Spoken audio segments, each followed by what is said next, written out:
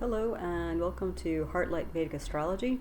Today I was going to go through planetary transits or Gochara for May 2023. So the overall theme here is calmer waters following new direction.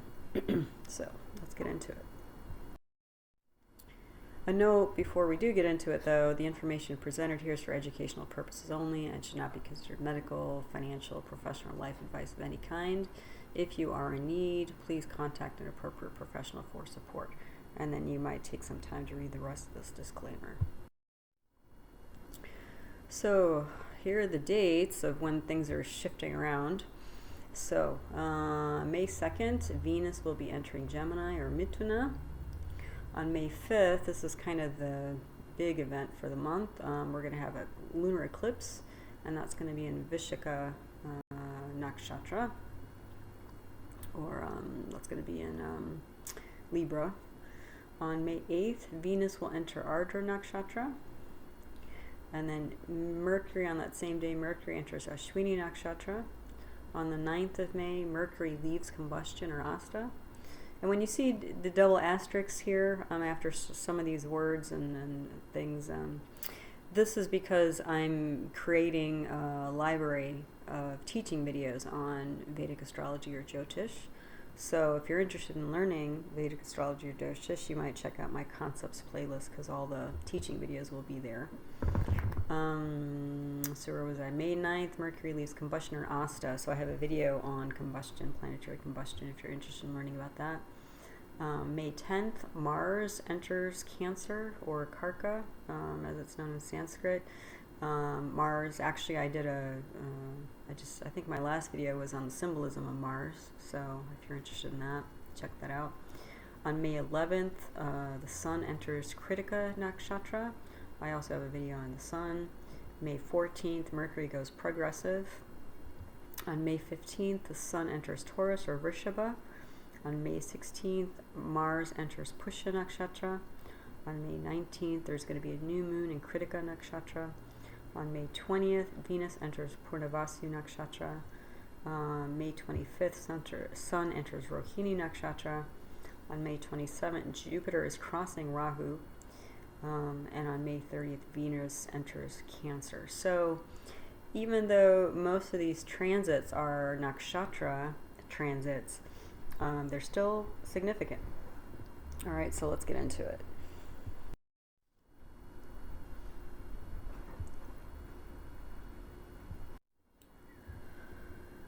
Okay, so probably the big event for the month is there's going to be a lunar eclipse on May 5th, 13:34 p.m. Eastern Standard Time. Lunar eclipse in Sanskrit is Chandra Grahan, and that's going to be in Libra or Vishaka nakshatra. And again, you can see my videos on symbolism of the moon, symbolism of the sun, and lunar solar eclipses. I have videos on all three of those topic areas. So, and all those things are relevant for a lunar eclipse or solar eclipse. So let's see. This is actually a chart of that exact moment. So let's look at this, because again, this is when we're looking at charts like this in mundane astrology or world geopolitical astrology. We're looking at collective energies for the planet. So if we look here in the first house, that's the top diamond of the chart, and I actually have a video on charts, different kinds of charts, like North Indian, South Indian, East Indian. This is a North Indian style chart, just so you have some orientation if you don't know how to kind of walk through a chart. But here we go in the first diamond here at the top of the chart. That's your rising sign, also known as the ascendant, also known as the lagna in Sanskrit. So the fifth, the little 5 in the corner there, that means it's the 5th constellation of the zodiac, which is Leo or Simha Naksha, or Simha in Sanskrit. All right, so the ruling planet of this chart is going to be the Sun. And the Sun happens to be exalted in Aries, which it currently sits. If you look at this sort of yellow gold circle where I circled 4 different planets here, that's where the Sun is. So the ruling planet has gone to the 9th house. The 9th house represents things like father, authority, guru, satsang, or spiritual community. Government. And let's see, and a lagna or rising sign nakshatra is Maga. Maga is symbolized by a throne. And so, we already have here basically the sun represents, it can be like the king, the president, the father, the authority, that sort of thing. And the nakshatras and Maga are a throne. So we're looking at some sort of, now we're doubling up. We have what we call a convergence of symbols here. So we're looking at some sort of authority figure, whether it is personal or whether it is global. And going to the 9th house, again, we're looking at father, government, guru or teacher, government. So it looks like there's, a pretty strong authority figure that's represented here. And the thing is, sun itself is in Bharani nakshatra, which is symbolized by a womb or vulva. So that kind of nakshatra gives this, kind of birth and death kind of, very intense energy of like things turning over. The other thing is that the sun here is on the Rahu Ketu axis. So is the moon, so is Mercury, so is Jupiter, and actually Mercury and Mars are in a parivartana, or exchange of houses. So that's a double-sided green arrow on the right side of the chart here. So you can kind of swap Mars and Mercury. So almost every planet is involved in this upcoming eclipse. Venus is not exactly, is sort of indirectly involved because it's in Gemini. So it colors a little bit Mars and colors a little bit Mercury when you do the exchange. Jupiter is actually involved in this because Saturn is involved in this because Saturn aspects 3 houses away. So Saturn aspects its energy onto this big conglomeration of planets in the 9th house. And Saturn happens to be Swa, or in its own sign, so it's very strong at the moment. It also happens to be aspecting directly into the Lagna. So Saturn is influencing the whole chart, and in addition, this eclipse. So yeah, basically every planet's going to be involved here. What else can we say? Because all these planets are on the Rahu Ketu axis, I would say axis instead of axis, it's going to, the nature of Rahu and Ketu is like sudden, unexpected, hidden energy. So almost everything in this chart is going to have this kind of twist or turn or unique spin to it, very unconventional. The other thing is that if we look in the Lagna, we have Saturn aspecting into the Lagna. We also have Jupiter aspecting in the Lagna because Jupiter aspects 5 houses away and also 9 houses away. The other thing is that because we have the Parivartana here, let me just see. Because we have the Parivartana here, you can actually take 5 and 9 aspects of Rahu, and you can take 5 and 9 aspects of Ketu, because when you do the 5-9, basically Ketu is in Libra, which is ruled by Venus, and Venus is 9 houses away from Ketu. So actually, you're going to have not just this eclipse going on, but this whole chart, this whole moment of time is going to be heavily influenced by Rahu and Ketu. So again, hidden, unexpected, unconventional, surprising, expect the unexpected. And so it was true for eclipses. And the thing is, it's not always like, doom and gloom. Sometimes sometimes we have negative expectations, and what comes along is something positive, and we realize, oh, I didn't even realize I had a negative expectation until that positive, conversation or interaction happens. Let's see, I talked about the Parivartana. Oh, because of the Parivartana, though, when we have Mercury going into its own sign in the 11th house, that's a money house, income house. So whatever this is going to involve quite a bit of money. And when it does that exchange, it also means that the second house lord, it is also the second house lord, and the second house is also a money house. So money is going to be big here. With whatever this moment is. The sun, there's a Karko Bhavanasha. So what that means is the sun is in, which represents things like the father, government authority, is in the 9th house, which also is the house of, father, authority, government. And that sounds like that would be a good thing, but actually that results in too much energy, and so things tend to go awry, and there tends to be issues with those things that the sun symbolizes. The other thing is because you have 4 planets here, and actually potentially 5 if you do the exchange, depending on how you count. When we have 4 planets like this, it's called a Pravraja Yoga, or yoga. Planetary combination. That's, I think, a more classical Jyotish. This would indicate something like, some sort of spiritual focus. And, the 9th house represents the guru, and it represents, satsang, or spiritual community. So, there's a correlation there. So what could this possibly be? Well, the thing is, we have so much energy going into this 9th house. The sun is there, it's exalted. We have Rahu there. Rahu is, besides symbolizing things that are sudden, unexpected, unconventional, unusual, there's a lot of ambition with Rahu. And again, things can be hidden. There's also Mercury retrograde. That gives it strength. Mercury represents communication, community. So again, that there's more correlation there. Jupiter represents oration. But because there's so much Rahu Ketu energy here, and there's so much fire and energy in the 9th house, I would actually kind of see this as maybe somebody like what came to mind was like a televangelist.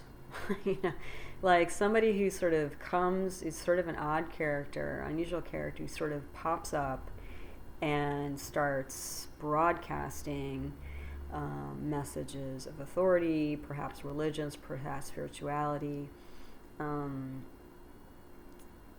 Not necessarily good or bad, because the other thing is we have Rahu and Jupiter here in Ashwini. So Ashwini is a nakshatra that indicates a lot of movement.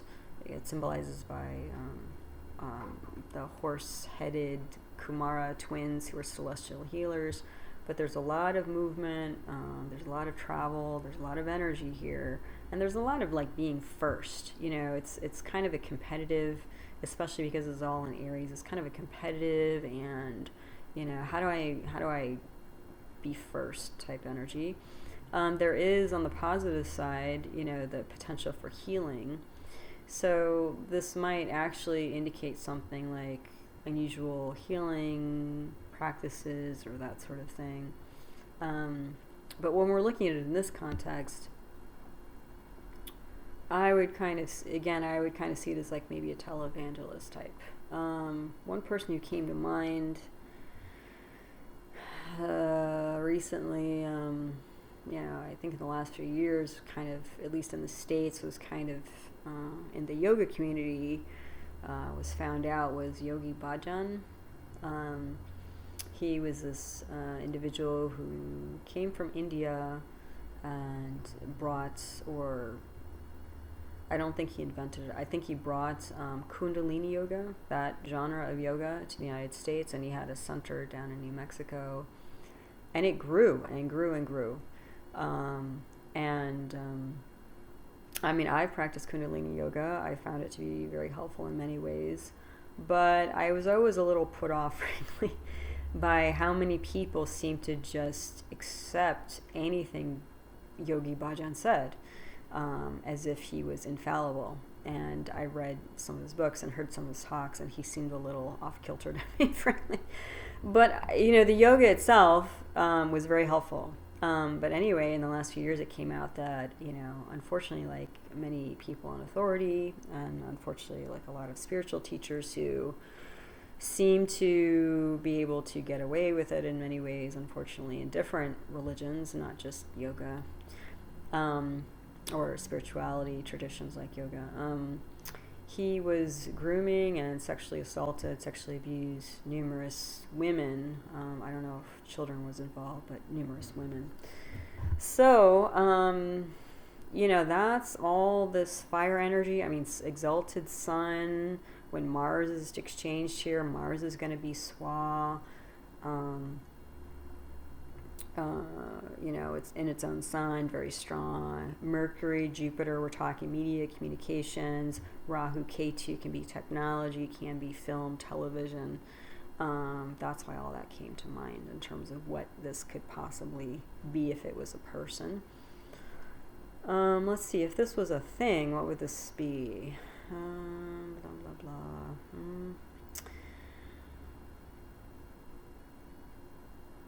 Well, we'd probably be looking at, if this was a thing, we probably would be looking at some sort of business, because Mercury, especially when you exchange with Mars, Mercury would be retrograde in its own sign. Whenever you have a really strong Mercury in its own sign, that's usually an indication that the person or thing will be an independent business, because Mercury represents commerce.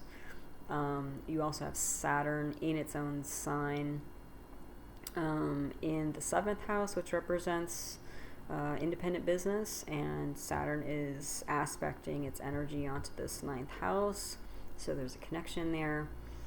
Let's see. And, again, because the 9th house is so strong, there is potentially, there's a lot of energy, again, not just in this house that represents father, spiritual teacher, government authority, but especially the government piece. If this is an independent business, this could potentially be a business that is subcontractor for the government, especially related to things represented by Saturn. Saturn represents things like poverty. It represents things like older people. It represents things like structure. It is in the nakshatra Shatabisha, which means like difficult, things that are difficult to heal, potentially, especially since Saturn is there. It's also in Aquarius, which is a kind of an air sign, so we're looking at like ideas and things like this. So this could be like a subcontractor, a private subcontractor, potentially a religious one. Like in the United States, we have a lot of Catholic-based charities and Christian-based charities, Jewish-based charities, and that sort of thing. So especially if this is like a religious-oriented subcontractor for the government, dealing with things like poverty, dealing with things like Saturn can also represent housing, maybe housing for the poor, that sort of thing. Maybe it represents, especially since Rahu and Ketu are there, which can represent things that are like foreigners, and Saturn could represent things like foreigners. This could be like private, potentially religious subcontractors for the government that help with onboarding immigrants into society, that sort of thing. So, which again is, is sort of unusual kind of activity, dealing with people who have a lot of so much to learn, really, to succeed in society and in a new culture and society, right? So those are a couple of examples of what this chart can represent, both as a specific person and then as a non-living entity. So we always have to qualify an eclipse, because where an eclipse is seen or visible, there's more influence of the eclipse on that area, things in that area. So for this May 5th eclipse, penumbral lunar eclipse, most of the world is going to see it. This eclipse looks like North and South America are out. Greenland, Iceland, UK is sort of on the border there. a little bit of Scandinavia. So most of the world, except North and South America, are going to see this eclipse. So you're going to have more of that influence in those areas of the world. So I always like to add in charts for fun, but also to, again, sort of enliven and embody the energies that are going on in the sky and make this a little more relevant, interesting, and learnable. So the celebrity chart that came up was Celine Dion. So famous Canadian singer, French singer, French and English actually, which is interesting how it plays out in her chart. So let's look at her chart. Her birth data, she was born on March 30th, 1968, 12:15 p.m. in Charlemagne, Quebec, Canada. So if you look at her chart again, the top square here, the fourth constellation, she's a Cancer rising, Lagna ascendant, which is Karka in Sanskrit. And this is a Chara Rashi. So a Chara Rashi, Chara is a movable, and Rashi is a constellation. So Cancer is a movable constellation, which means it's very active. So there's a lot of movement. Okay. The other thing is a Cancer Lagna, Cancer rising. Cancer folks in general tend to be quite intelligent, but it's a water sign, so they can kind of get overruled by their emotions. And sometimes there can be this conflict between their emotions and their mind and their heart, sort of thing. The Lagna nakshatra, so the ascending nakshatra is Pushya, which is quite lovely. Pushya, most people love to have planets or, significant aspects in Pushya. Pushya is represented by a cow, and not just a cow, but the udder of a cow. So there's this idea of like being very nurturing, supporting, supportive, also stable, generous, that sort of thing. It's lovely, it's a nice nakshatra, a sweet nakshatra. So this chart, since it's a Cancer Lagna, is ruled by the moon. And the moon has gone to the 10th house of career and fame. Which we would expect from somebody like Celine Dion. So a lot of her motivation in her life was about career and fame. It also happens to be what we call an artastana, and arta is like material wealth house. Okay, so she was, which makes sense. She was born, I think, in a pretty poor home, and she was like the youngest of 14 kids, which actually I think played out, through her life and motivated her a lot. So she has a focus on, career, fame, just born with it. The interesting thing here, Mars is in Aries, so Mars is in its own house, kind of like the eclipse right now, when you do the exchange between Mercury and Mars. So Mars is going to be strong in its own Swan nakshatra. The other thing is Mars has digbal or directional strength because it's in the 10th house. So Mars is super strong, and when we have this super strong Mars in a Kendra or a Kona, Trikona. Kendra is the 4 squares in the middle. Trikona is the 3 kind of triangular squares, the 1st, the 5th, and the 9th house. Then we have what's called a Ruchika yoga, which means that she's a person of great ability. It's also called a Raj yoga, so somebody who's going to be most likely be famous or a great person in some ways. Even if they're not famous, they're a great person. And what else? Yeah. So what's interesting about Mars, this super strong Mars, is on the moon.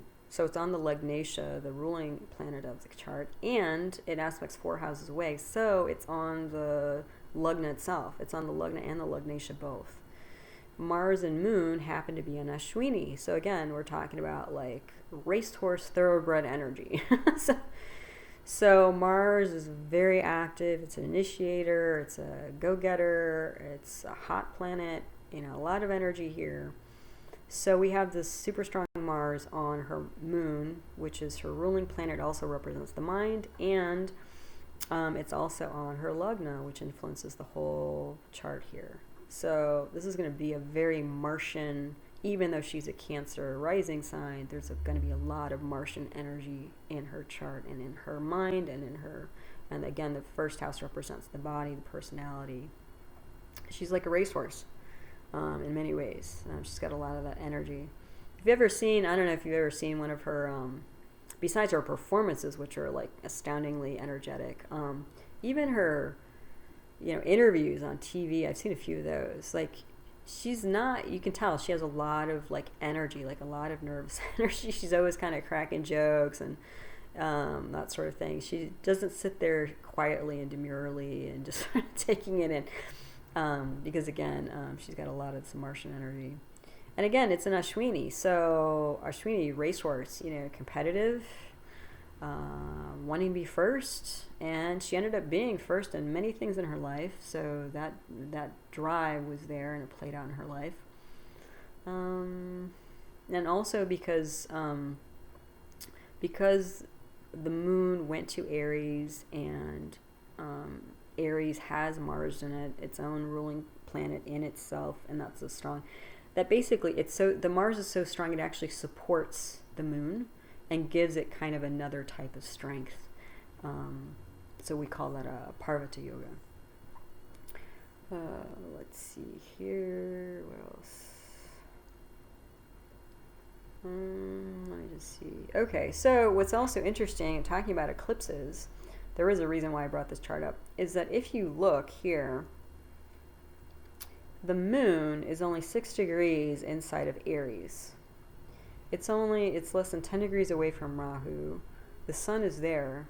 I actually, checked it out. She was born, there was a solar eclipse the day before, less than 24 hours before she was born. So I've seen with charts, like even a few days out, there's still a lot of eclipse energy, even if it's not the exact moment of an eclipse.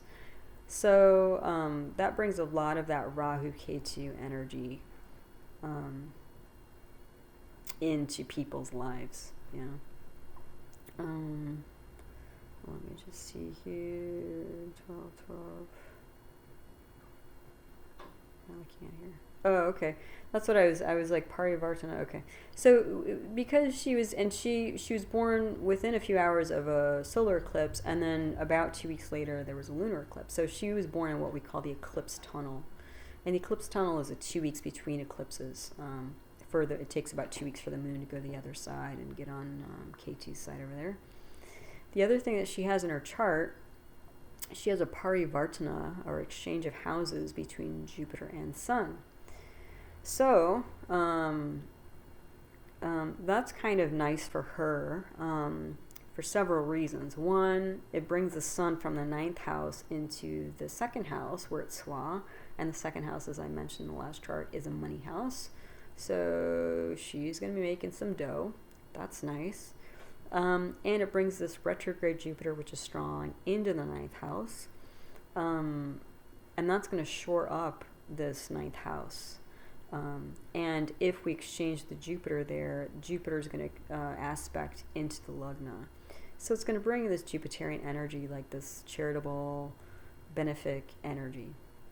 The thing, though, is as we see here, I've circled in this sort of gold color here, we have Sun again. That seems to be a theme in these charts today. Not by design on my part, but we have Sun in the 9th house. So Sun, representing father, authority, government, in the 9th house of father, authority, government. There were probably some issues with the father here. I didn't dig into that, but there probably were. But that also makes this a very strong 9th house. The other thing is that if we look at Jupiter's aspects, if we keep Jupiter in the 2nd house as is, as we see it here, Jupiter will aspect into this 10th house of career. So she has Jupiter, retrograde Jupiter, shining its light into the 10th house. She has a Swa, Mars. It's Mars in its own house, and she has Moon there. that's a lot of, Jupiter can represent oration, especially with the moon, possibly singing. But Mars there gives it this oomph, gives it this push, gives it this like edge, So this is this is why she sings power ballads. She doesn't sing like really, sweet, ethereal. She can, and she does, but she's really known for power ballads. The other thing is that what's kind of interesting from my perspective as an astrologer is, okay, so I pulled up her chart knowing who Celine Dion is. But if I try to forget who Celine Dion is, and I'm just assuming, like, I don't know, I just see this chart and I don't know who this person is, I have no idea, I probably would have thought this person had a very high likelihood of becoming a lawyer. Why is that? Because you have Jupiter aspecting into the 10th house. Super strong Mars. Jupiter's retrograde. Jupiter and Mars together is often a combination for law. Because Jupiter represents the law and Mars represents sort of like battles, conflicts, that sort of thing. So, somebody who fights with their words. So we've got that in the 10th house, which would be super strong.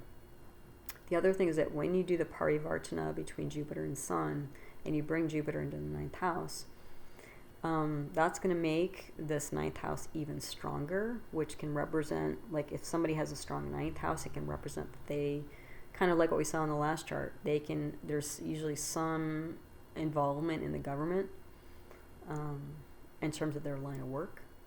And if Jupiter is there, it could represent working, for the houses of justice of a government, for example. The other thing is the 9th house represents education, higher education.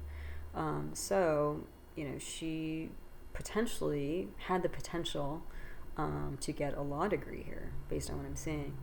The other thing is that when you bring Jupiter into the 9th house, it does aspect 9 houses away into the 5th house.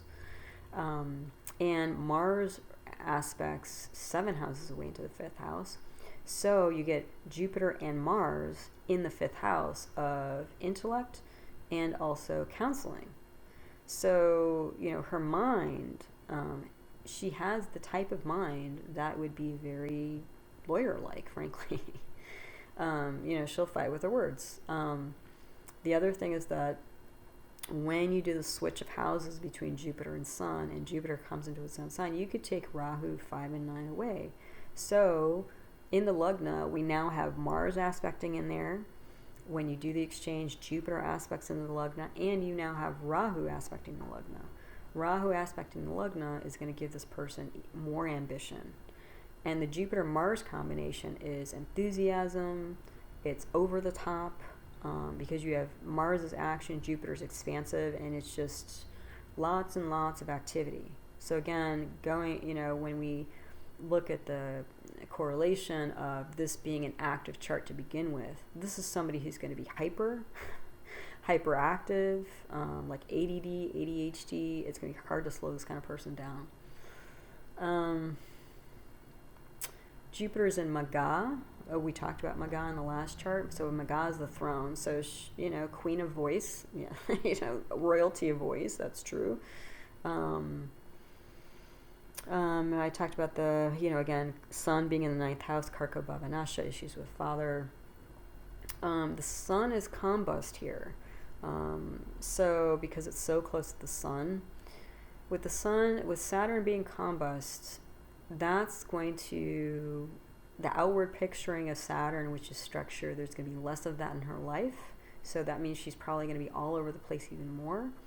And also internally, Saturn can represent, especially because Saturn is here with Rahu and Sun, these are all malefic planets, so they're all going to kind of, work on each other and drag each other down a bit. Yeah, quite a lot, actually.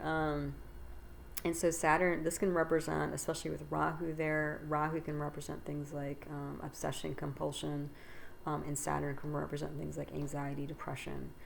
So this is probably somebody who's, again, because she's also a Cancer-based moon ruled chart here, this is somebody who's going to be very motivated by how she feels, and she probably doesn't feel great much from what I'm seeing here.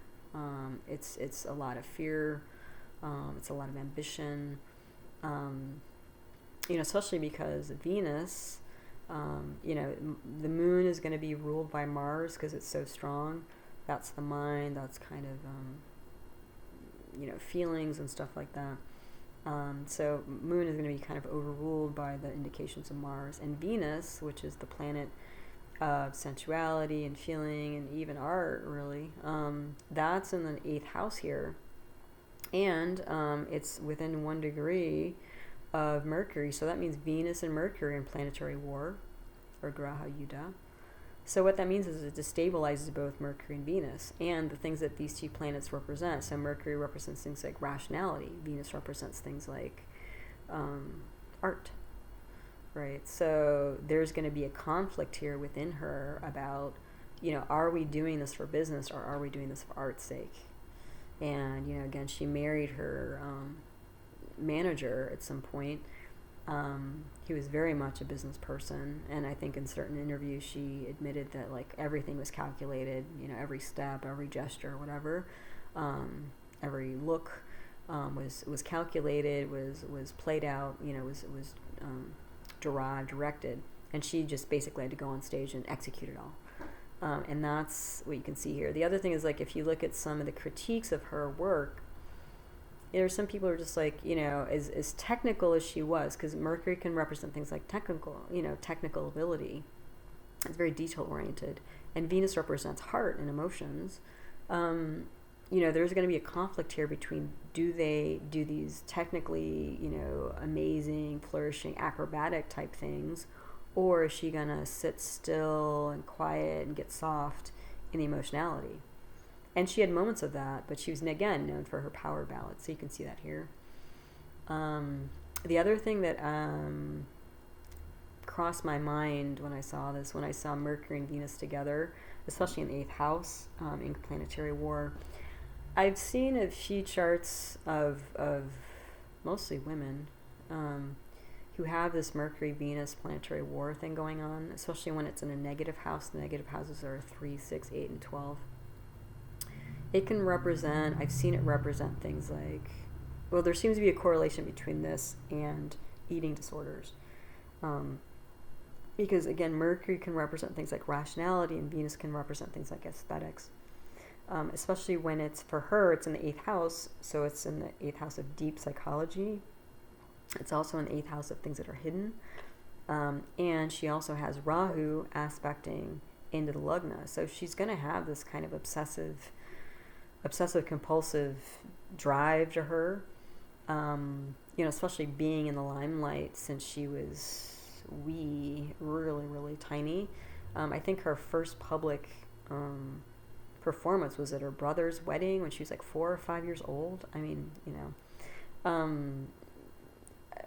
know in the news there's been does she have an eating disorder because she's so thin? She may have, based on what I'm seeing here, because of her nature, and because, again, on a deep level, this battle of between the rational mind and aesthetics and art is at play, and that plays out in her music, and it plays out in her appearance as well, I would assume.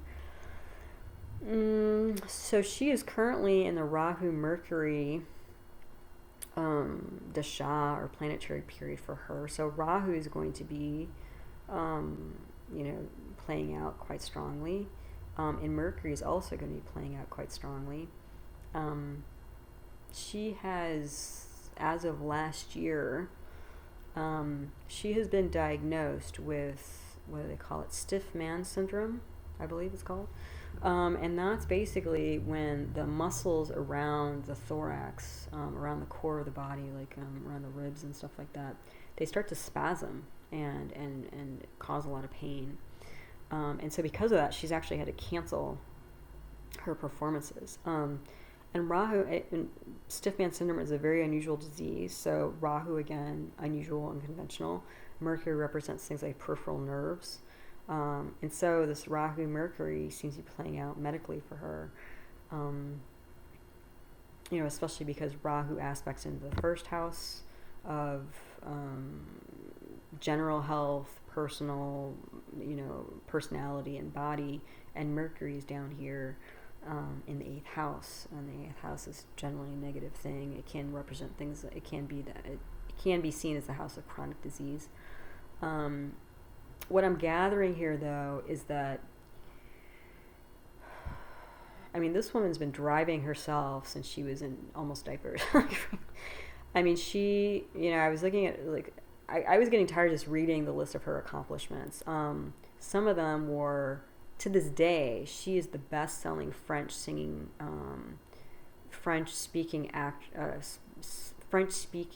singer of all time. That's Ashwini, to the hilt. Dry, being first. She won Eurovision. She sang for Switzerland when she was like 18, 19, 20. She won that thing. She was a teenager. What are most teenagers doing? She was preparing for that for years. And she even says, she kind of lost her adolescence because she was already, on the road, for her career and success. So you can see how this played out. But the thing is, she has so many records. I didn't even know half of what she's done. I'm not deep into her. I always, read more about people when I look at their charts. But, whatever English album she put out, in between, she's putting out a French album as well. Because she was getting caught in between, is she really a French singer? Is she a French-speaking singer, or is she an English-speaking singer? Because she started off as a French-speaking singer, and she learned English basically to break into the English market, English-speaking market. So again, there's that Mercury and Venus playing out, and because they're at war there, and the 7th house is ruled by Venus, that means that her roots, right, that there is some tension, some battle between, her art and her roots, yeah. So, but what I'm seeing, the stiff man thing, if you do know Ayurveda, if you're looking at this chart medically, this woman has so much Mars, she has so much drive. This is like a Pitta, this is basically a Pitta woman, so a fire, constitutional woman who just drove herself so much that it basically dried her out and caused this increase in Vata, or wind energy. And this, stiff man syndrome of spasming muscles and the thorax and all this kind of stuff. That's all, Vata. And it's also an autoimmune disease, so she has some antibodies in her blood. Probably they've detected. I haven't seen the lab reports. But usually when there's autoimmune disease, it means that the fire is too high and it's burning. There's tejas, we call it tejas. Tejas is too high and it's burning ojas. So it's sort of it's sort of a nutritive, it's hard to explain in English. It's like this nutritive substance, liquid, serum, that sort of lubricates and coats and protects the whole body and mind. You can kind of think about it this way. Conceptually, it's again hard to explain. But when you have so much fire, you can burn through that protective barrier. And, there's so much fire, it starts to turn on yourself where you create autoimmune disease. So, unfortunately, I think all this drive that made her famous and first and the best, unfortunately, it's affecting her health now. She's not that old. I think she's 53, 54. She's still got some years in her, but this is just taking a toll. I think her, this drive and pace, since she was in diapers or very young, has taken its toll. So, I did start talking about that, again, if I step back and pretend like I don't know who Celine Dion is, and this is just a fresh chart in front of me, I probably would have guessed that this person, my first guess was that this person was a lawyer. Because again, you have the Jupiter and Mars, especially very strongly in the 10th house there. You have a strong 9th house. I would have guessed lawyer. Oh, and also the 5th house of counseling and consulting and intellect. So I dug a little deeper and looked at her sub-zodiacs. So I looked at the sub-zodiacs for her. These are called amshas for Celine Dion. So I looked at her D10, the Shamsha, which represents career and fame. I looked at the D11, the Dramsha, money and awards. And I looked at D24, the Siddhamsa, which is education. So if we look here, well, also just to know her Dasha sequence. So this is her planetary sequence growing up. She was in K2 from 0 to 3.5 years old. She was in Venus from 3.5 to 23.5 years old. So a good 20 years of her formative years she was in Venus. Then she was in Sun from 23.5 to 30. Moon from 30, or basically her 30s, 30 to 40. Mars from 40 to 47. And she's currently in Rahu, which she started in 47, at age of 47. So let's look here. So D10s, this is career and fame. And you can see I circled here in this big green circle here. She's got Jupiter, Mercury, Venus in this combination in these houses. That means it's a Saraswati yoga. Saraswati yoga generally means people who are artistic, have a talent with, a significant talent with art. Which she didn't have in her natal chart, by the way, which is interesting. Venus is in its own sign. So Venus was very strong, especially since she ran Venus. And Sun is exalted. So basically from 3.5 years old, which is basically when she did her first public performance, until she was 30, she was running the two strongest planets in her career and fame chart. So that just, I think that kind of trumped, almost anything else I'm going to talk about now. Surprisingly, and I'm not sure her D11 works that great, frankly, so it is possible that some zodiacs do not work. Because they're so finely tuned to the minute, and if I don't have the exact minute, I wasn't there. Maybe the clock was off where she was born, who knows. This D11 doesn't seem to work very well for her, because again, if we look at K2, not super strong, but it was positively placed. She has Venus here, positively placed, but not particularly strong. She has Sun, which is debilitated, but is positively placed. Moon was positively placed, but not very strong. Mars, though, was like massive. The thing, though, is that I'm not sure the D11 works, so it's a question for me. But she won Eurovision, as I mentioned, when she was in Venus, Mercury, which is when, the D10 would have gone off for her. Venus and Mercury are at least aspecting the Lagna of her D11. And because you have so many planets aspecting the Lagna, sometimes that can indicate that that particular amsha, that particular subzodiac is going to be important in somebody's life, which she's won a gazillion awards. The other thing is that, what is the big song I listed here? Oh, okay. She sang Beauty and the Beast that came out during her Sundasha. And that was kind of the song that launched her internationally. And that, again, works very well for her D10, but doesn't work great in her D11. I don't know if it was about awards or money. I'm sure there was money, but maybe it was more about fame for her. Because the Sun, even though it's positively placed, it is debilitated, which, brings it down somewhat. And then again, if the question here is like, why didn't she become a lawyer? Then, if I'm looking at D24 here, K2, she wasn't in school in the K2 years. She was 3.5 when K2 finished, but she was in Venus from 3.5 to 23.5. So that Venus would have been a very important planet to determine her education. And Venus is in a negative house in her Siddhamsha, her D24. And from what I was reading, she didn't like school. She'd rather, learn from her siblings. She had 13 older siblings and her parents. I mean, she was kind of more of a street smart type rather than a book smart type. The other thing is that you have Jupiter. I have this arrow aspecting from Jupiter to Venus. The thing is, Jupiter, even though Jupiter is considered the great benefic, and Venus is a great benefic, when you start analyzing subzodiacs, Jupiter is considered the sole enemy of Venus.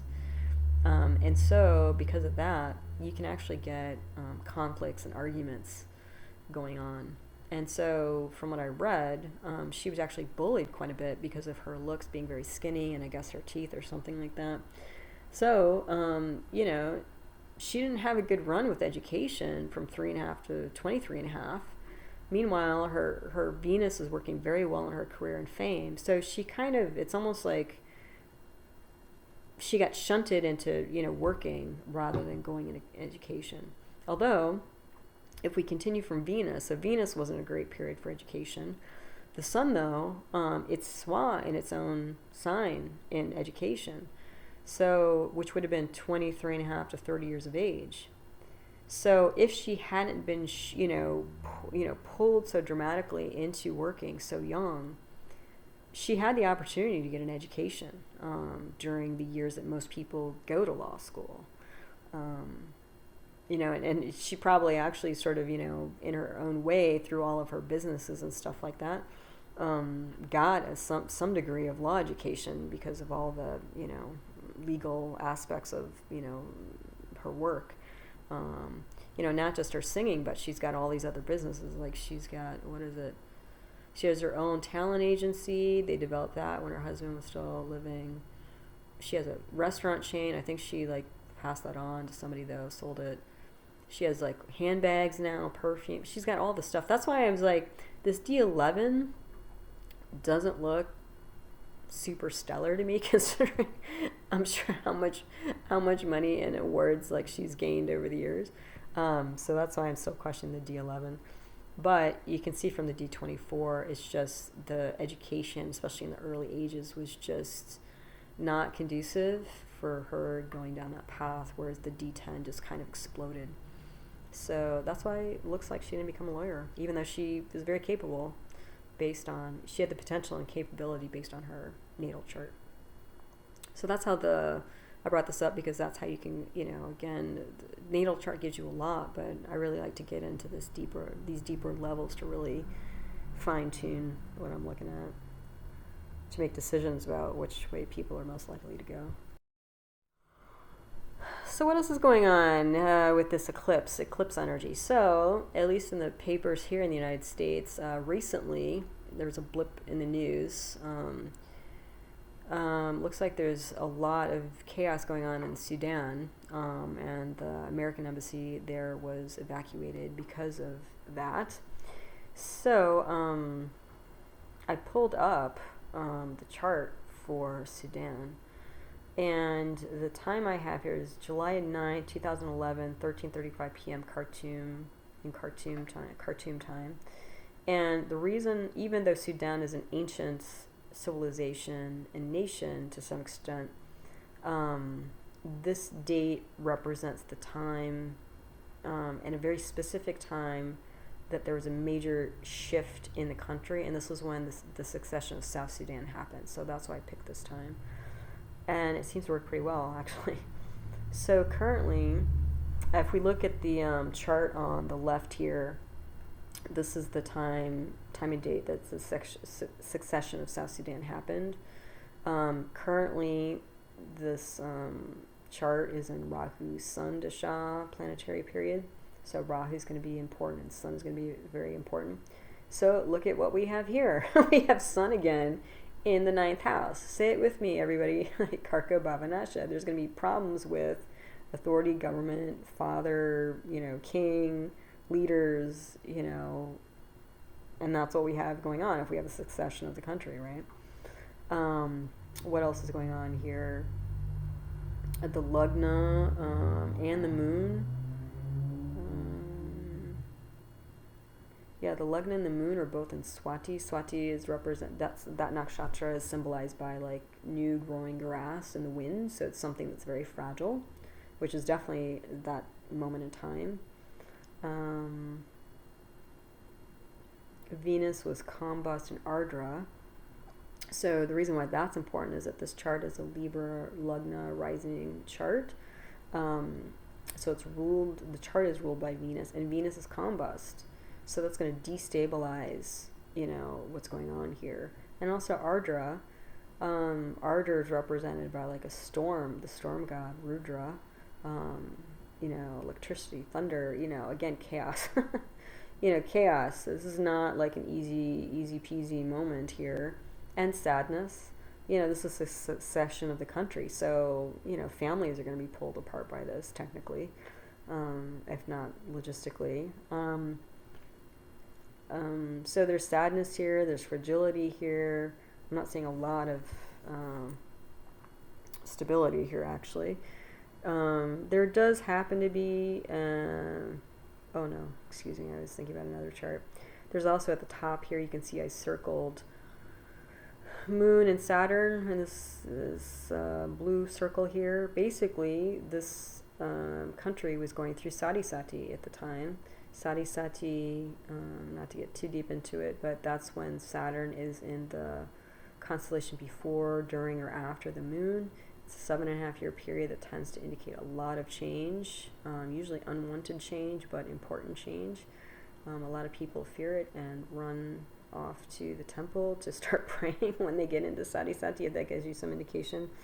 But basically, it's an indication that, and it's different for different people. It's not all negative, but usually it means that the former support systems are sort of crumbling away. So yes, tick, we got that too. And you see this kind of black curve line I drew here. Saturn on one side of the moon, Rahu on the other. That's what we call a Papakarchari yoga, or a kind of a negative chain necklace. There's going to be a lot of negative forces that this chart, this entity is up against. So there's going to be a lot of challenges here. Saturn happens to be in Hasta nakshatra, which is symbolized by the hand. Saturn represents things like land, so part of why the succession happened was it was a land grab, especially for oil producing and probably other precious minerals, earth stuff. And it's in the 12th house of loss, so the main country of Sudan lost out, I think, on a lot of that. The majority of the oil fields were in South Sudan, which partitioned off. Mercury is in Aslesha, so there's going to be a lot of, nasty talk, really harsh talk, communication. Travel is going to be disrupted. Community is going to be disrupted. Yes. Sun is in Punarvasu, as Punarvasu is represented by a quiver of arrows. So the sun is going to have sort of a base, but it's going to go in and out.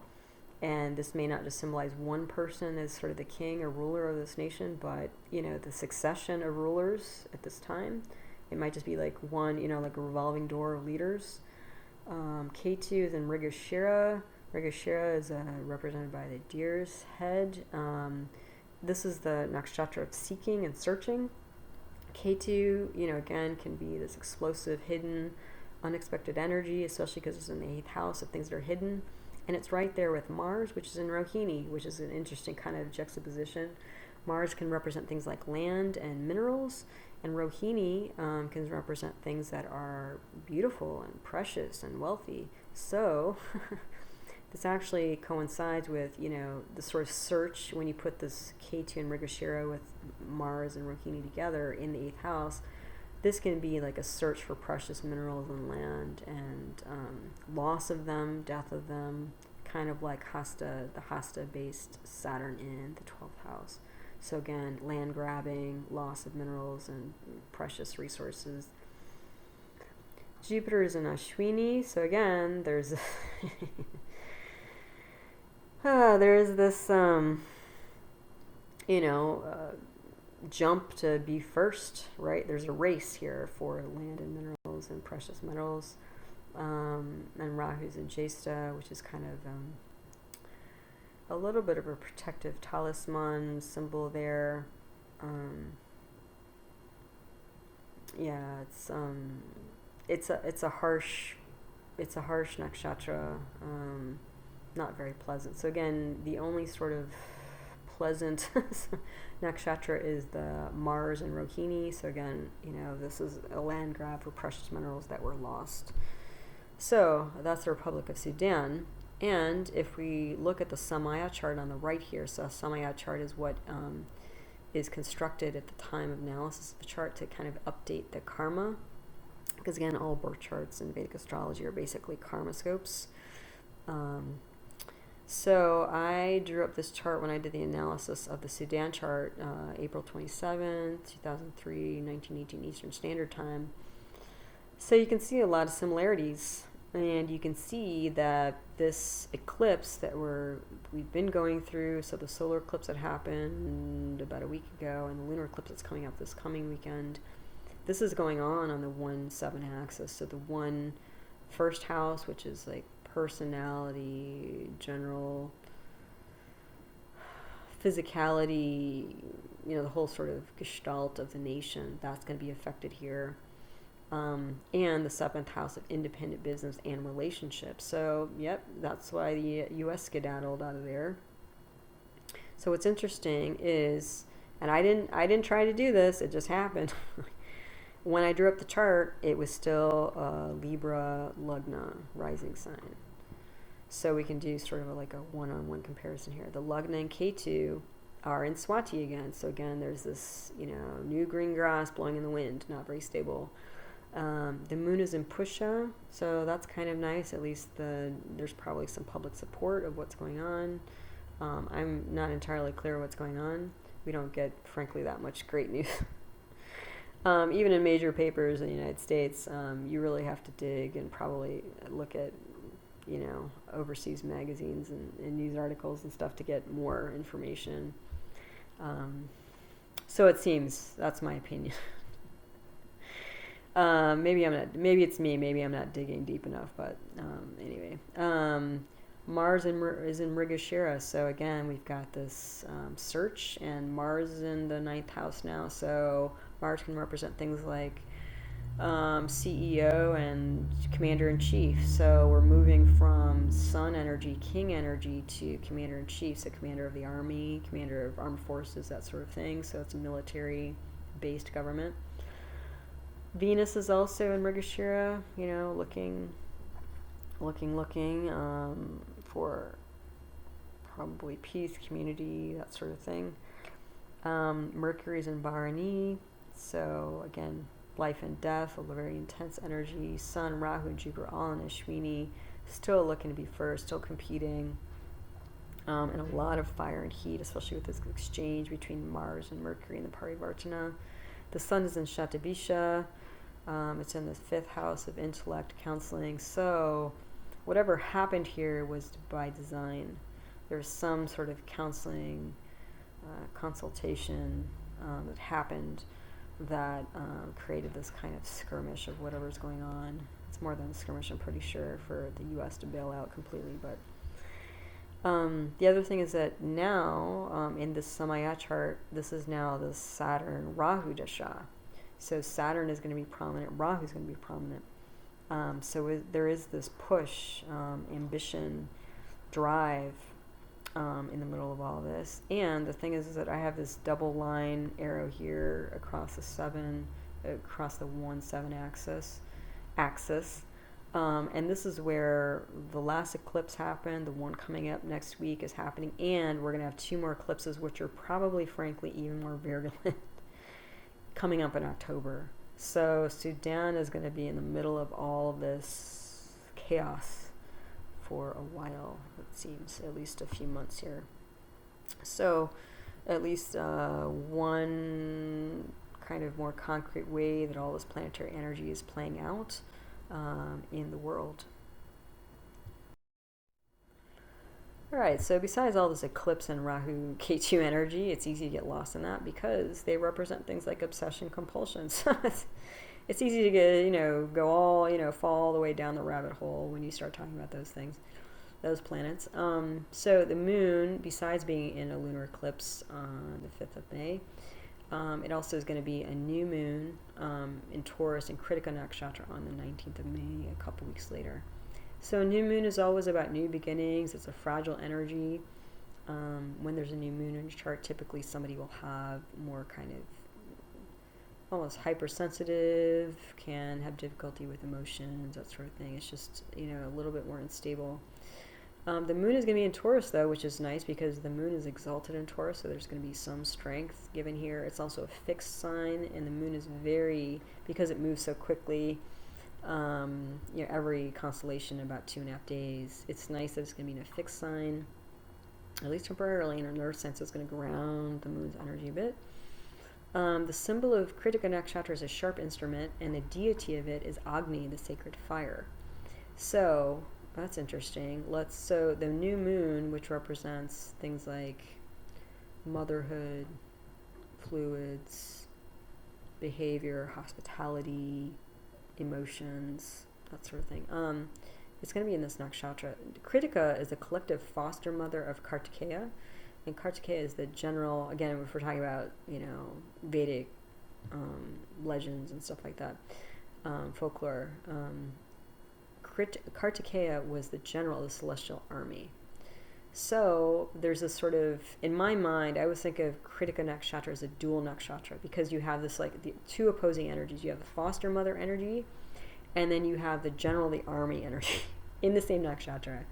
So to me, I always think of like mama bear energy, right? Sometimes mama bear is like licking her cubs and very gentle and playing with them, and at other times she's like roaring and like scraping, other animals away. And the thing is, you're going to get more of the defensive energy because Krittika nakshatra actually, part of it is in Aries, which is a fiery energy, and part of it is in Taurus, which is an earthy energy. So you can imagine that the part of Krittika that is in Aries is going to be more the fighting energy, and the part of Krittika that's in the Taurus is going to be more of the mama bear energy. Yeah, the nurturing, foster care, type energy. Although there's overlap, and you can, also depending on what planet is there, that will also tell you which way this nakshatra is going to swing. So let's go through Krittika nakshatra. So sharp, cutting, penetrating, writing. So again, this is getting back to the symbol of a sharp instrument. Rulership over war, battles, disputes. That's Kartikeya. Heroism, larger than life, events, fame, ambition, pride. Again, that's Kartikeya. Sun, gold, and wealth, because this nakshatra is ruled by the sun, so you can get a little bit, that's usually not promoted or talked about as much, but you can get things like gold and wealth from this nakshatra. And again, getting back to Krittika itself, the collective foster mother, adoption, foster care, protecting others. And because this is a new moon, that means sun and moon are both together in Krittika nakshatra. And since it's in the Taurus side, the more grounded side, it seems like there are folks out here who will become new parents, because sun represents mom, sun represents dad, moon represents mom, and mom and dad together in Krittika can indicate adoption or just becoming parents. So some of you might be going through that. Also because of this fire, Agni energy, digestion, because you need fire to digest food and ideas, cooking. So especially when Krittika is related to career, you can get things like inventors, discoverers, heads of states or organizations, first responders, barbers, tailors. So again, you can see this like mix of, fire energy being the head of things, sharp instruments and tools, tailors, butchers, tools general, anything related to tools, weaponry, explosive, use of fire, carpenters, magicians, and astronomers. So looks like, again, because this is in the Taurus part of Krittika, I'm looking at more of the calmer, more grounded aspects of this sort of thing, more than the sort of explosive, fiery aspects of this nakshatra. That should be towards the end of the month. And then there's this whole thing going on with Venus and Mars. So it seems like there's a story developing in the sky. Venus is Shukra in Sanskrit, and Mars is Mangal in Sanskrit. So they're going to be kind of doing a little dance with each other over May and actually into June. So Venus represents things like love and sensuality. Mars represents things like lust and initiation, libido. So when you get Venus and Mars together, we're talking romance. So on May 2nd, Venus enters Gemini or Mithuna. So the thing about that is Mars is already in Gemini, so Venus is joining Mars in Gemini. The thing about Mithuna actually means couple. So in Vedic astrology, the symbol of Gemini is a couple rather than twins, which is how it's represented in Western astrology. So Gemini happens to be kind of the rising sign that's most associated with kind of romance and coupledom and that sort of thing. Also because Gemini is a dual sign, so Gemini in general tends to have this balance of male and female energy. And we're not talking about like gender identity or anything like that. We're sort of talking about classic kind of energies and stuff. So when you get Mars and Venus, who are sort of, Venus is considered a feminine energy and Mars is considered masculine energy, it's kind of, you get these planets that are reverberating the energies of Gemini. Gemini is friendly to Venus, it's an enemy to Mars. And the thing is, when Venus enters here, Mars is going to be in Punarvasu, so this quiver of arrows, Mars is going to be going back and forth. I kind of think of traveling or commuting with that kind of energy, and Venus is going to be in Mrigashirsha, which is another Mrigashirsha, which is again another traveling energy, but it's sort of like more of a wandering, seeking type energy. So this little romance might pop up while you're traveling, for some of you. The other thing is that there's this parivartana, exchange of houses going on between Mars and Mercury. Mercury's retrograde, which usually indicates, thinking, redoing, revising things from the past. And Mercury itself represents things like school, work, travel, and kind of technology, that sort of thing. So because you can, it's almost like Venus is going to be in Gemini with Mars and Mercury simultaneously because it's an exchange of houses. So it might be that you meet somebody, especially somebody from the past, that's related to school, work, travel, or like maybe an online type thing, like a dating app or something like that. So that's going on. So things might get started there. And nothing seems to,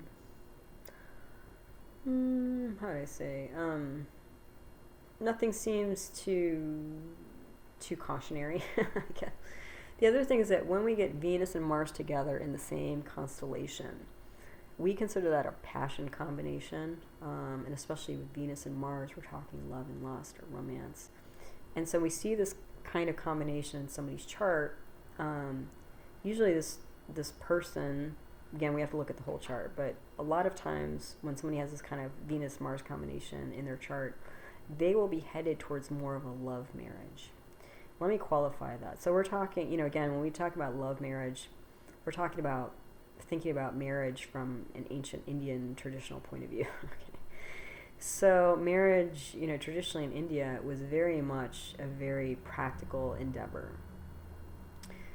When you get somebody who has this Mars-Venus combination, there can be so much enthusiasm for romance and the giddiness of love and all this sort of thing, that they prioritize that. Not that it's good or bad, but they prioritize that rather than maybe looking at the more practical aspects of a union. Especially if, because again, especially in traditional Indian culture, like you are married for life. There's no chicken exit, easy way out in traditional Indian culture. If things didn't go well, and so part of arranged marriages in India, actually one of the first steps was looking at birth chart compatibility, and you were looking for things like, was this person actually going to live very long, right? I mean, you didn't want, because back then, way back then, if your spouse died, there wasn't really a chance, especially if you're a woman, there wasn't a chance for getting remarried. You also wanted to look and see if this person was actually going to have children, because that was important in a marriage. So if somebody wasn't going to have kids, or they weren't going to live very long, or they were going to be very sick or something, these are the sorts of like very practical things that were looked at when looking at two different horoscopes.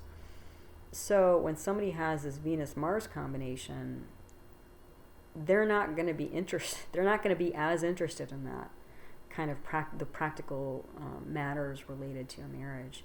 They're going to be sort of in love with love, sometimes we say, and so it's hard to match their chart with somebody else's, or at least it's hard to do in a traditional sense, because again, this person's going to go off the traditional rails and do their own thing because of the way that they feel, right? I mean, all these, sexual tension and romance and love and all that. I mean, those are some pretty, difficult energies to let go of. They can grab a hold of you. So that's a little background on this in terms of what we mean by love marriage and stuff like that. So from a very traditional, conventional Indian perspective, this is not a sign of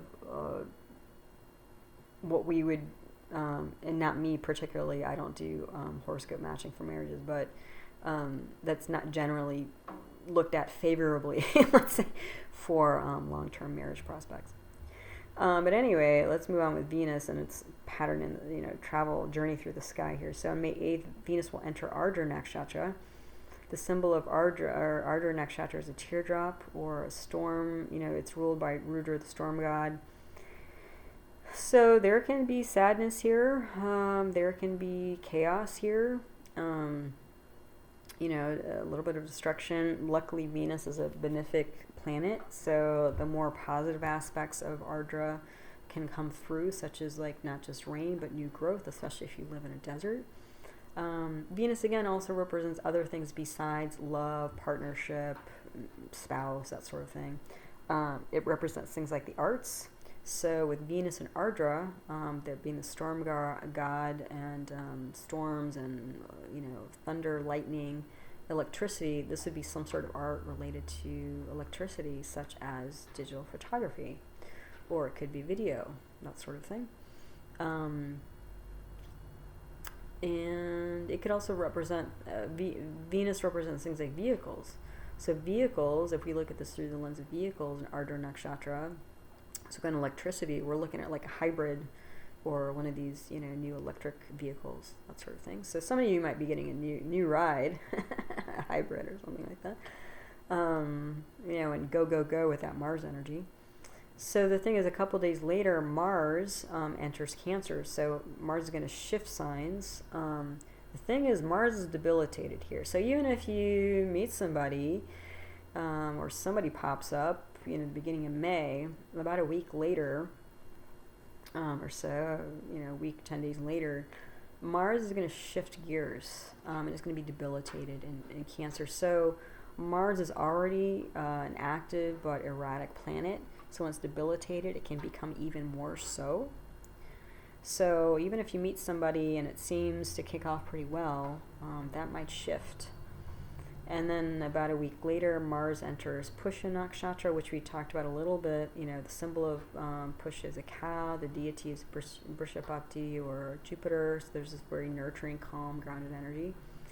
So it may be that Mars destabilizes a little bit, but then Pushya nakshatra smooths it out a bit, and then you're going to get like action, in a very Pushya manner. So it's going to be like, the romantic gestures might come out, the flowers and the candy, those sort of cliched things, spending time together, lovely words and gestures, that sort of thing, may happen for a bit. But, you can tell, like, there's something coming up. So, and then the thing is, on May 20th, Venus enters Punarvasu, so it leaves this Ardra energy. So Venus sort of calms down and kind of gets into this traveling back and forth. So there might be this like traveling back and forth to see each other. So, again, it might be kind of nice for a while. On May 30th, Venus will enter Cancer, so it's going to join Mars. So again, we're going to get this passion combination. It might get a little more intense, but the thing is, Venus and Cancer. Cancer is an enemy sign for, because it's ruled by Moon. It's an enemy sign for Venus. So Mars is destabilized here, and Venus is going from a friendly sign to an enemy sign. So we're getting a little bit destabilized. But you may not see it yet because Mars is in Pushya still.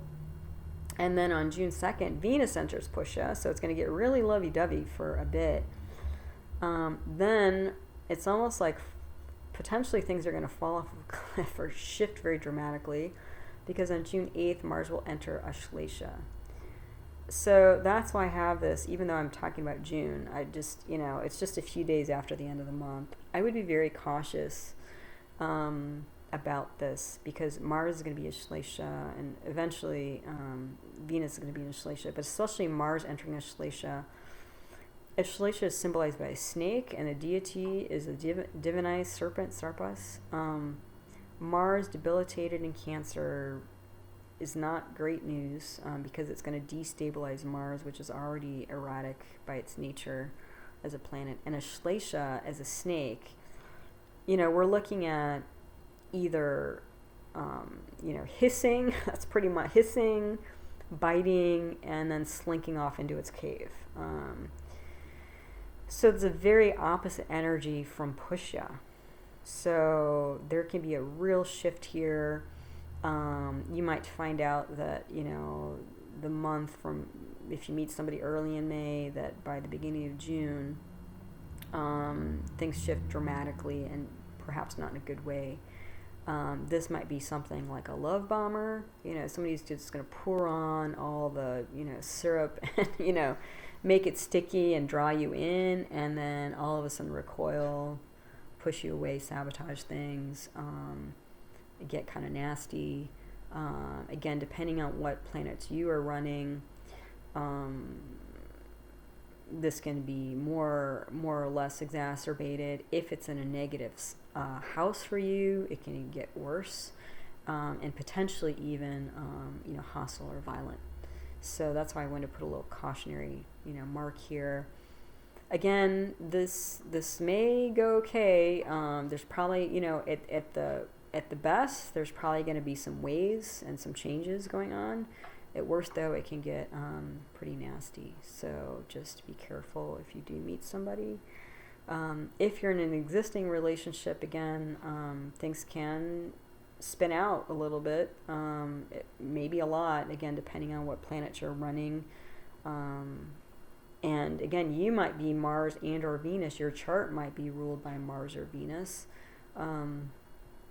And the whole axis we talked about for where Rahu and Ketu are, they're on the Aries ruled by Mars constellation, and the Libra ruled by Venus constellation. So that's these planets starting to shift into Aslesha at the beginning of June and end of June, is going to, even though things look like they're winding down and getting nice, at the end of May, things look like they may spark up again.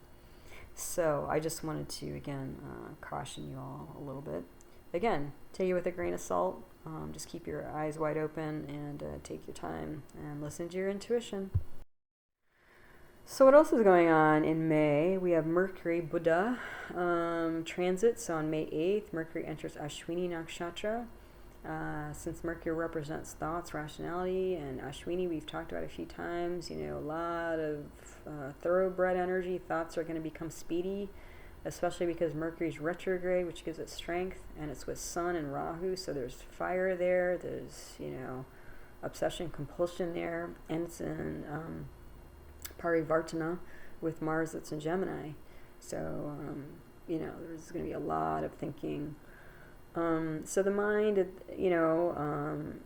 this time is going to be looking for new ways, new outlets, because again, all this Ashwini energy needs an outlet.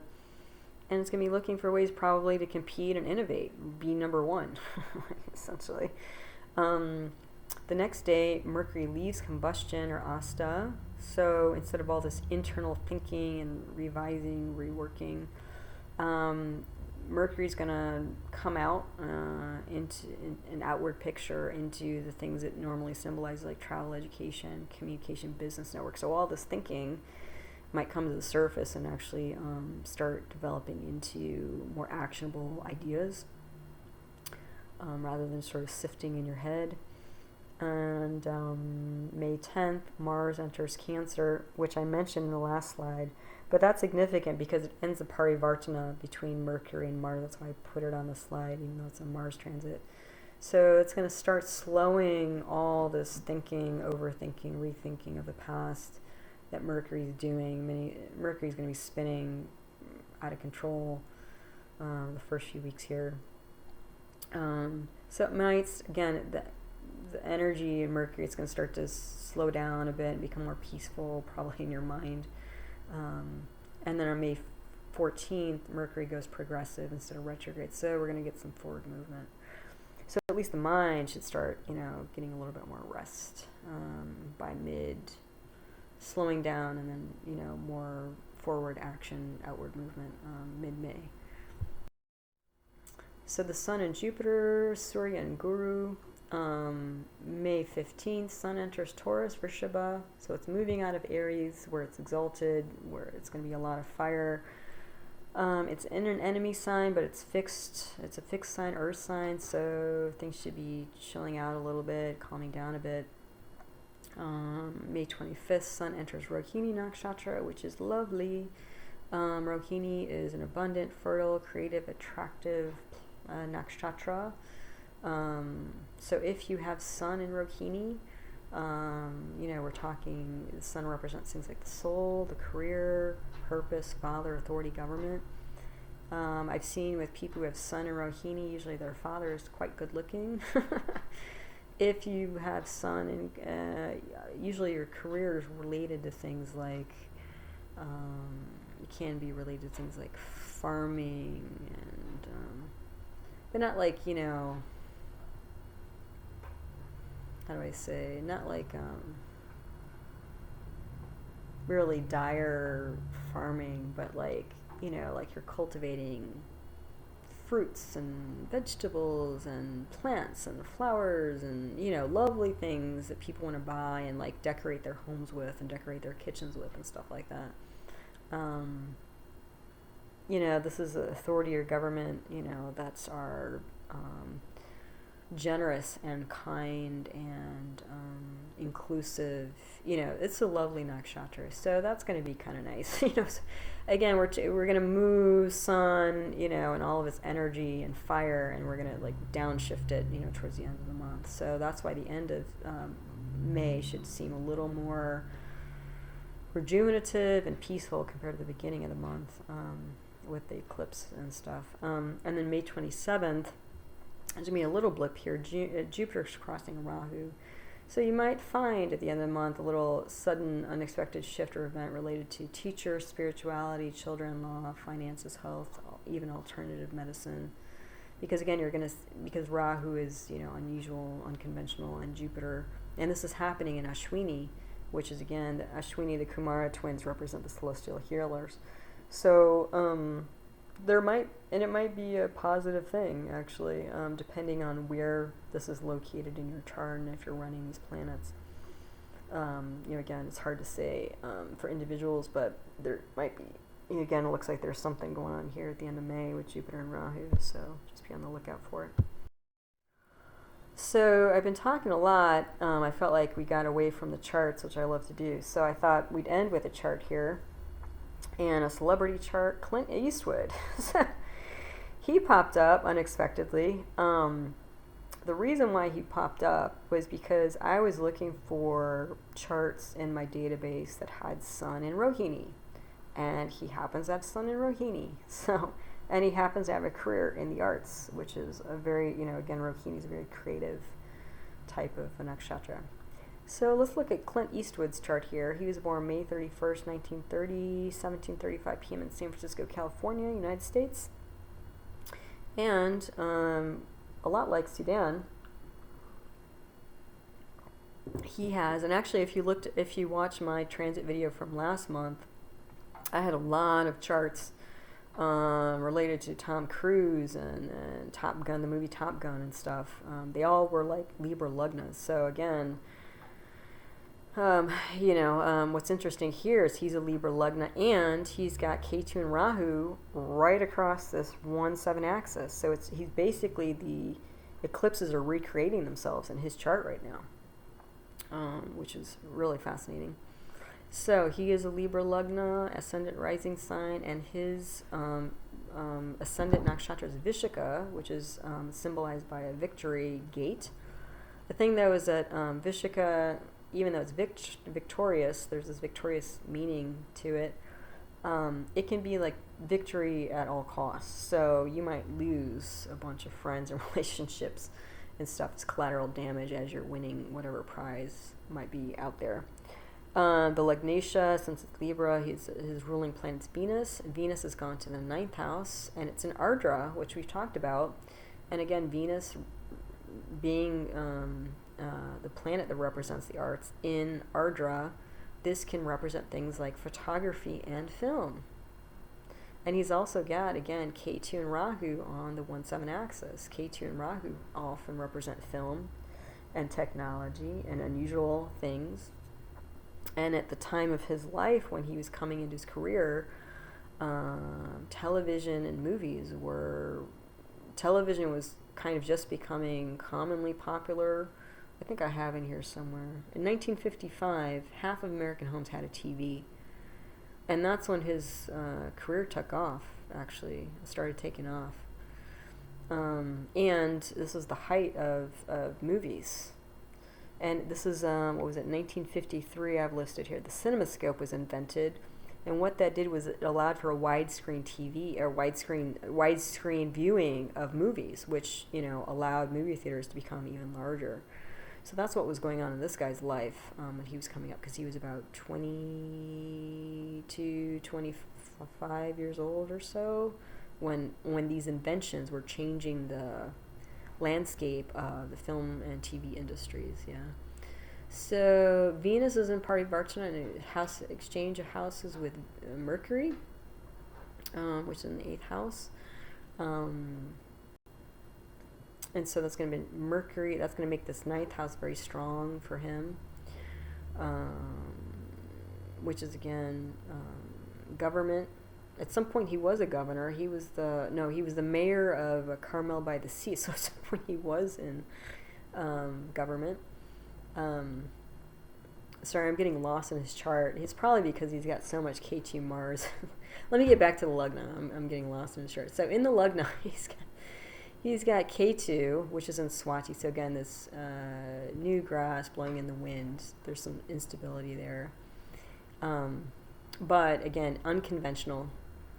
Things that are hidden. And he was actually, very hidden himself as a person. But Rahu and Ketu are often, I find, in the Lugna for actors and actresses, because they're in costume. They're mimicking other people. They're not necessarily being themselves. So, this could be the chart of an actor. He's also got Mars in its own sign, which we now technically have through Parivartana with Mercury in Ashwini. So we've got this, thoroughbred energy, wanting to be first, with Rahu, which is an ambition drive.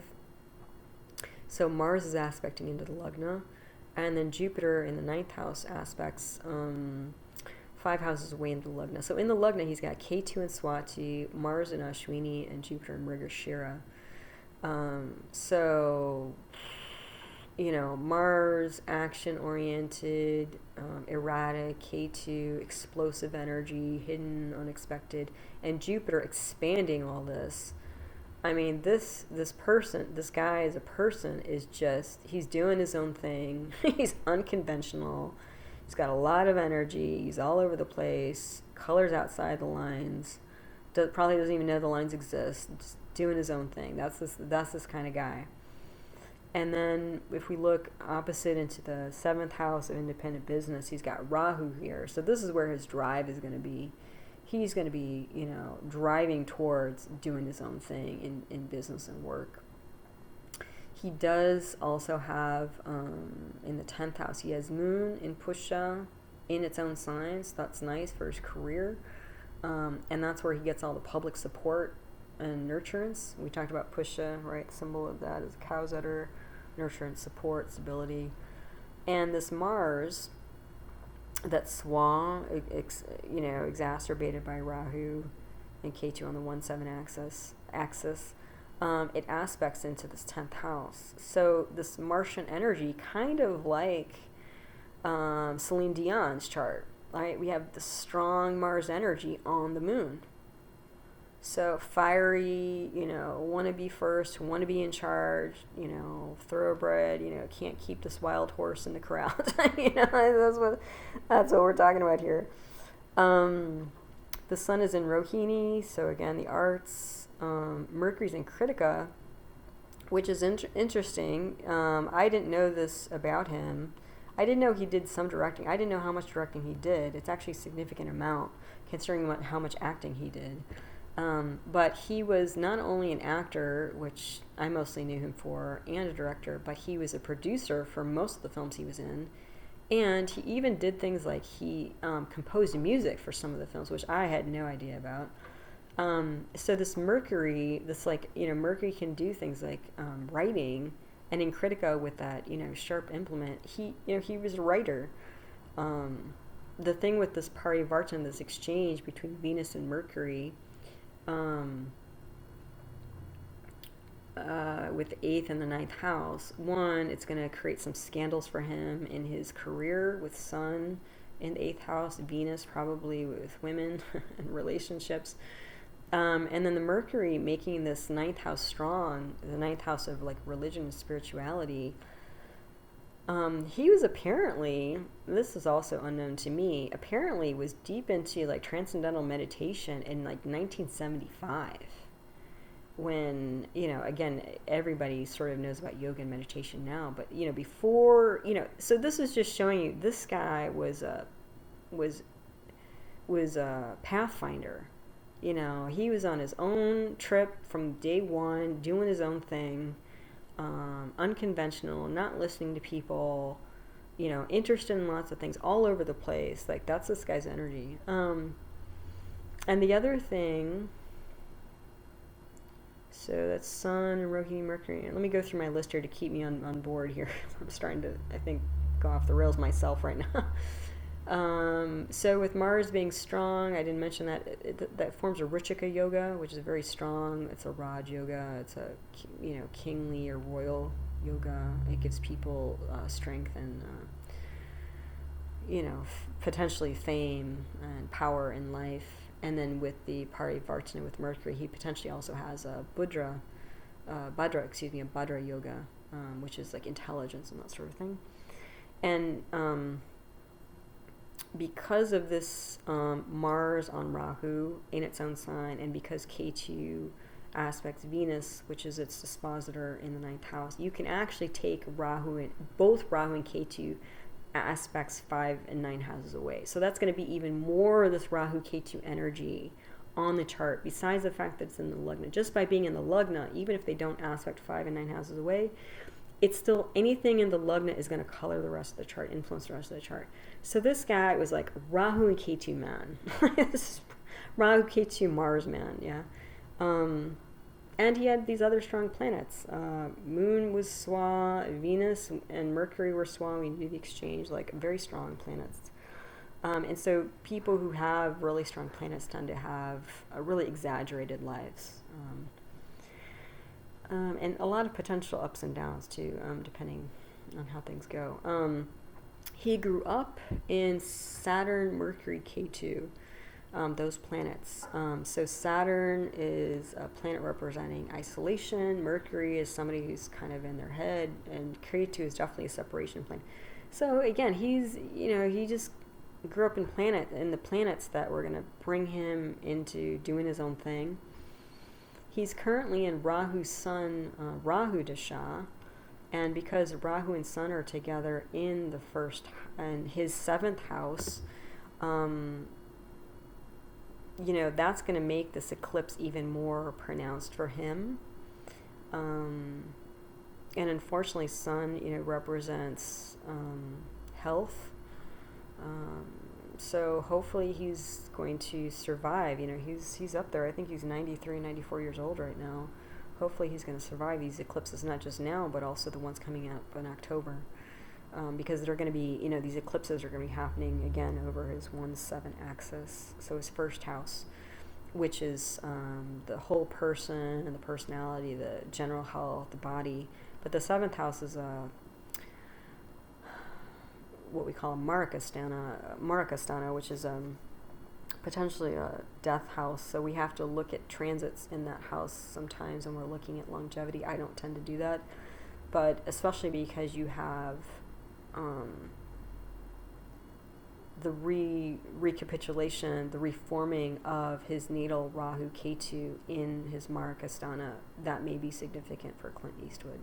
Hopefully I'm wrong. I love to be wrong about bad news, but these eclipses coming up this year may be significant for him and his health.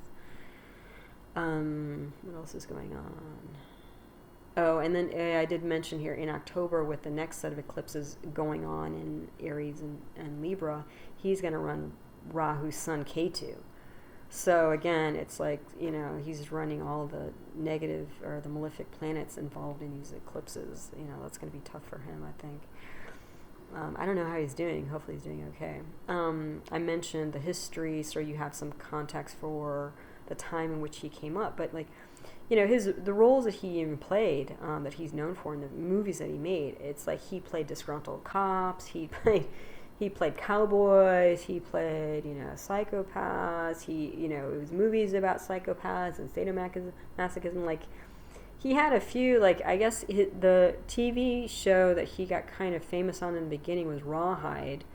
And he played the kind of white hat guy, who was always smiling and the romantic, the romantically desirable good guy and all that sort of thing. And he said he got tired of that, and probably because that's not his nature. He's not a bad guy, but he's just a maverick. He's a wild child, this guy, and he probably identified more with the cowboy and the disgruntled cop and stuff like that. His big saying, famous saying known around the world is "make my day." He's like, come get me. Like, it's a challenge, right? Like, hey, come at me. And it was kind of funny when I was reading more about his directing and stuff like that. Like, even his style of his directing is he didn't have people do scenes over and over again. He would just shoot once and make it work and be very spontaneous about it and stuff like that. So they used to say his style of directing was shoot first and act later. So it's just pretty funny.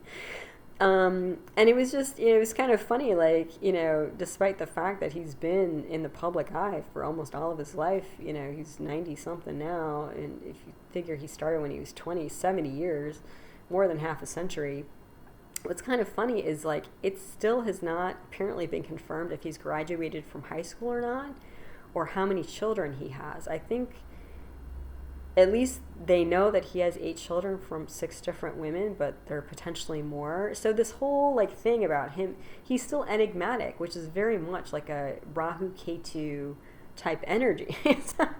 I was just going through his chart. It was just making me laugh, just how Rahu Ketu Martian he is, in every which way, personal life, professional life, it all kind of came out. So that's Clint Eastwood, and what's interesting about his chart also, when I was looking at it, was he personifies this mix of the eclipse energy that's going on at the beginning of the month, and then these planets shifting into Rahu, Krittika, Rohini, Mrigashirsha, Pushya, at the end of the month. So his chart is actually like an amalgam of the intense energies going on at the beginning of the month and the kind of softer, more chill, relaxed energies going on at the end of the month. And that's essentially what he was. Because he had this he was a devout meditator. He still is, apparently. And he's artistic and creative, but he's doing his own thing and off the rails and, clearing his own path, especially at a time when the whole industry was kind of like that, both TV and film. So yeah, it was kind of fun to go through his chart. So there you go. So more embodiment of the planetary energies currently going on in the sky and about to transpire in the month of May. So for you, if you're interested in your own chart and what this all means for you, you can always get a free chart online. They're easy to get. And I would be looking for where Aries and Libra are in your chart. Figure out which axis they're on, the first 7, 2, 8, 3, 9, and so forth. And that will give you, I've listed here the big connotations for those houses, what they symbolize, but you'll get some idea of where the eclipse energy specifically, since that's the big event for the month, is going to be playing out for you. Like if it's in the first house, that's going to be if Aries and or Libra, Aries or Libra is in your first house, that means that the other one's going to be in the 7th house. So that means your 1-7 axis is going to be activated. So kind of like Clint Eastwood, actually. So the first house represents things like self, personality, health, reputation, and the 7th house represents things like spouse, partnership, and independent business. Yeah, so you can go ahead and read through. I've listed the different axis houses here, so the 2-8 axis, the 3-9 axis, and on the next slide you get the 4-10 axis, the 5-11 axis, and the 6-12 axis, depending on which axis Aries and Libra are on for your chart. So you can kind of get some indication of what's coming up for you. Alright, so that's transits for May. Hopefully that was interesting, enlightening, and a bit of fun. It was for me. For you, if you're interested in learning Vedic astrology, I'm creating teaching videos. That's in my concepts. Oh wow, I gotta work on my diction here. Concepts playlist, so you can find them there.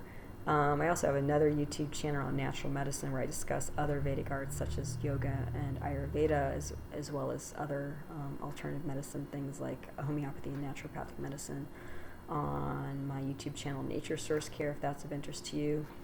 But as always, I put this together, these talks together, so that you have some idea of what's going on in the sky, how they're related to events in the planet and in your life, and how you can hopefully better navigate the different energies that are coming our way over the next few weeks. All right. So take care, and until the next one, namaste.